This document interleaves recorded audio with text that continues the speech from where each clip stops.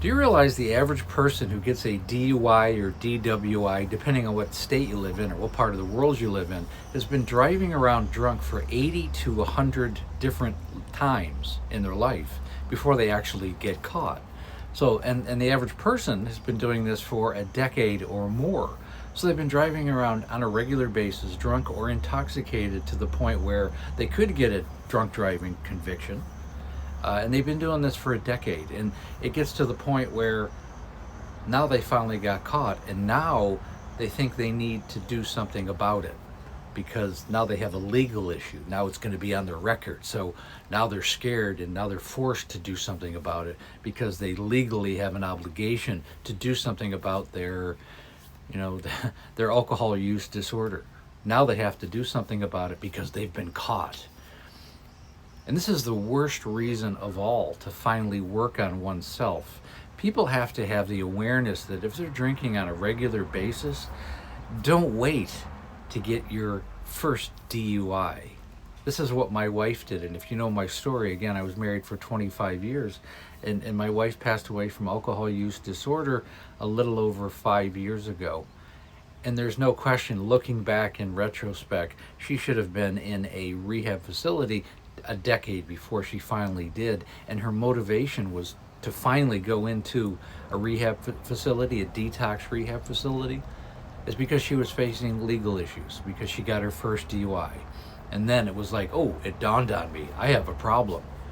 Even though there are so many other reasons why long before that, physical, emotional reasons before that, how it was affecting certainly our relationship long before she got that first DUI. Take that to note. Again, I have a complete coaching program that's really designed to help the alcoholic and the family member. So click on the link. It's in the link tree. Set up a breakthrough call. It takes about 45 minutes or so. We're going to do a deep dive into what's going on with you and your family. The call is free. The course is definitely not. I'm looking for people who really want to reinvent themselves, reinvent their life, change their life, and put themselves and their family on a different course, a different direction. Set up a call. And I'll see you on the other side. And the thing is, when people have been drinking and driving on a regular basis, they get a little bit more brave. They think, well, gosh, I can get away with it. I can drink and drive. I've never gotten in trouble. I've been able to get home on my own accord. I haven't gotten in an accident. I haven't hurt anybody. And I'm not hurting anybody because I'm only drinking and it's only affecting me. That kind of mentality, I've gotten away with it, so why not just continue to try and get away with it? It's not really an issue. DUI is something stupid people get or other people get. And that kind of mentality is what gets people killed. This is when they realize they get overly brave, overly confident, driving around intoxicated on a regular basis or a semi-regular basis. And this is what gets people killed. We lose between 14 and 15,000 people a year in the United States on our highways. This is innocent people, men, women, and children who simply were driving home and didn't make it because somebody smashed into them because they were intoxicated. If you drive around drunk on a regular basis, if you get in any kind of machine that operates that can put other people in harm's way, it's time to recognize that you need to stop doing that. It's just beyond essential. Don't wait for yourself to make a mistake, to get into trouble. My wife's first DUI was at a checkpoint in the middle of the day. She was picking me up. My car had broken down about 50 miles from our home, and I called her up. It was like 2 o'clock in the afternoon, and maybe she was intoxicated already at 2 o'clock in the afternoon. Mile from our house, went through a checkpoint, and I caught her. I never heard from her till the next day, and I've told many stories about this, but the point is, don't wait for that. Do not wait for that. And the thing is, if your only excuse to continue to drink and drive or to drink at all is, oh, I've never gotten in trouble, I've never hurt anybody. I mean, if that's your mindset, well, I haven't destroyed somebody else's life yet, so I guess it's okay.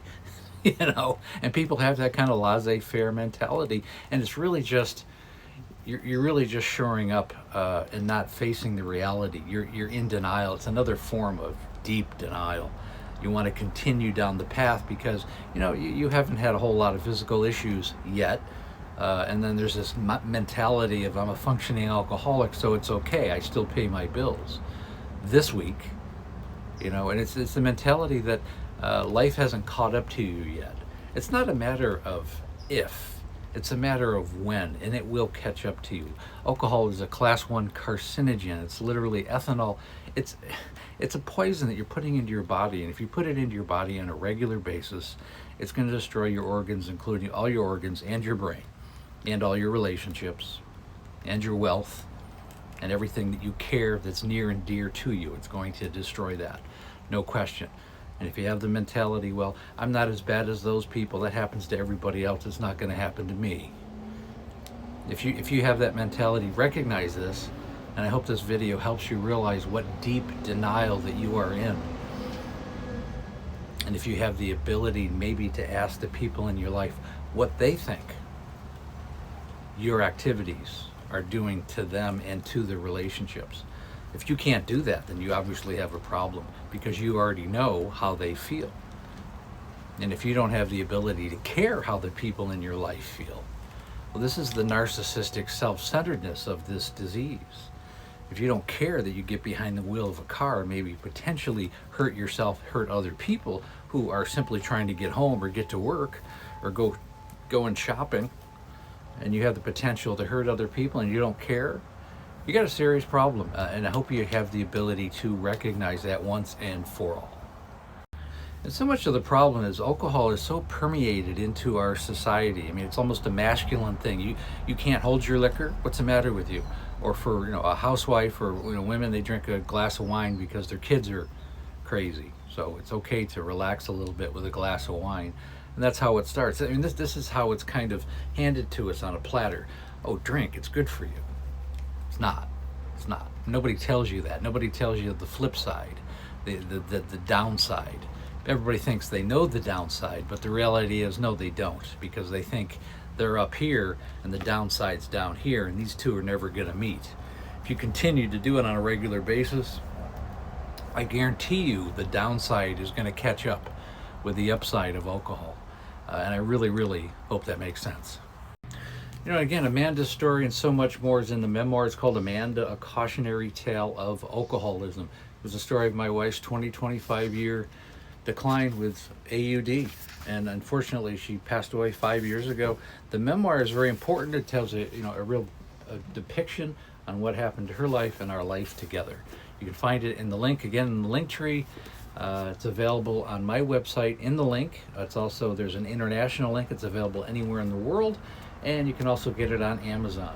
The ebook is also available on Amazon, Barnes & Noble, and the Apple website.